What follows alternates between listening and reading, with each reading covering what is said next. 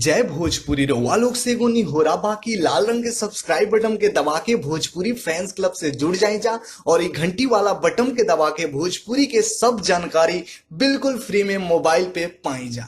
कल यानी कि 16 सितंबर के सुबह 5:30 बजे खेसारी लाल यादव के द्वारा 21 के पहिल का देवी गीत रिलीज हो रहा बा। जो देवी गीत के नाम बा चुनरिया लेली। जी हाँ, फालतू एंटरटेनमेंट यूट्यूब चैनल पर जो कि ये देवी गीत रिलीज हो रहा बा। खेसारी लाल यादव के द्वारा 21 के पहिल का देवी गीत है और खेसारी लाल यादव एक जानकारी दिले बड़े अपन सोशल मीडिया के माध्यम से। तो आप लोग जैसे कि पोस्टर देख रहे हो, आप लोग बता दी कि गीत के लिखले बड़े यादव मुकेश और गीत में म्यूजिक दिले बड़े रोशन सिंह जी और सुपरस्टार खेसारी लाल यादव के मधुर आवाज आप लोग के सुने के मिली। और आप लोग के बता दी कि डायरेक्ट आप लोग के वीडियो देखे के मिली। जो वीडियो के डायरेक्टर बड़े पवन पाल जी, यानी देखा जाए तो बहुत ही जबरदस्त टीम में गाना में काम के लिए भी खेसारी लाल यादव के 21 के पहिल का देवी गीत कल आप लोग के बीच में रिलीज हो रहा बा। तो के इंतजार कर रहा पहिल का देवी गीत के और आप लोग के पोस्टर कैसा लागल अपन राय जरूर ही कमेंट बॉक्स में बताई जा।